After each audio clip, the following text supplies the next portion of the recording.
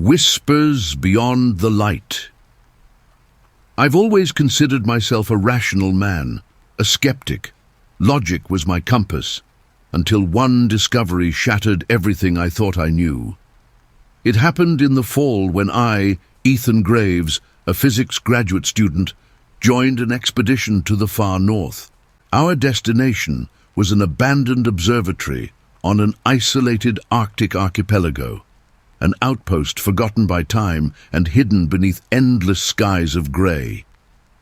The station had been built in the 1970s to study atmospheric anomalies, but was shut down abruptly after an unexplained incident. The reports were vague.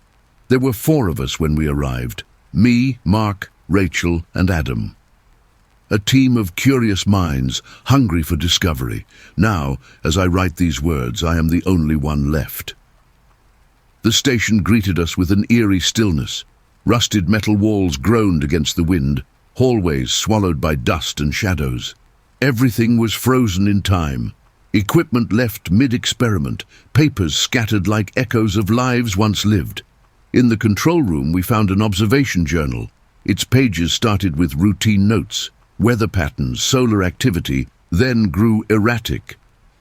The sky is thinner here. It watches through the mirror but casts no reflection. The final entry ended abruptly.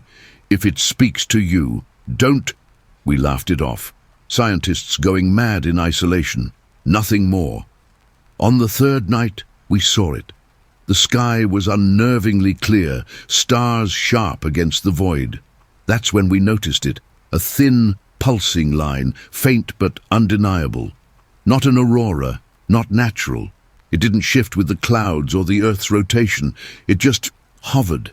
And then came the sound, not in our ears but deep inside our skulls. A soft hum, like a distant whisper buried beneath layers of silence. Not words, just feelings. Cold dread. Echoes of forgotten fears. Shadows in places you'd never been. Mark changed first. He grew distant, staring at the light for hours. His notes turned into scribbles and strange symbols. He claimed the light was communicating with him. Not with words, but thoughts stitched into his mind. One morning he was gone. The door left open, snow drifting inside, no tracks, no struggle, just nothing. We didn't laugh anymore after that. Rachel took it the hardest. She claimed to hear Mark's voice, soft and distant, calling from behind walls from the dark. At first, she dismissed it as grief, but soon she started speaking back. One night I woke to silence and an empty bed where Rachel had been.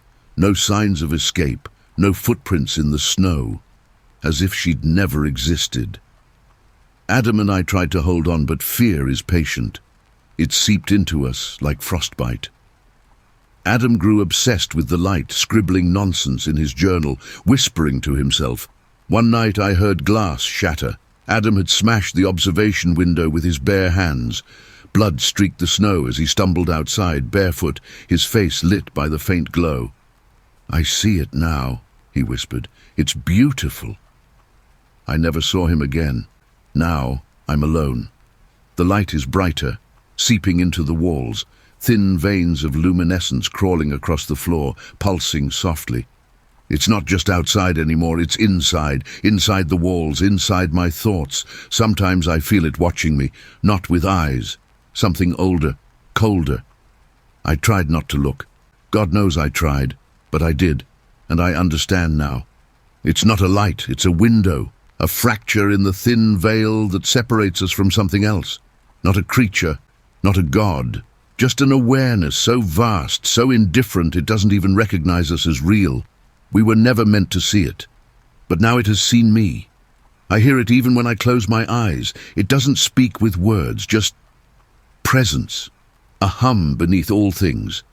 If you're reading this, don't come here, don't look for me, don't look at the light, because once you know it's watching, you'll never be alone again.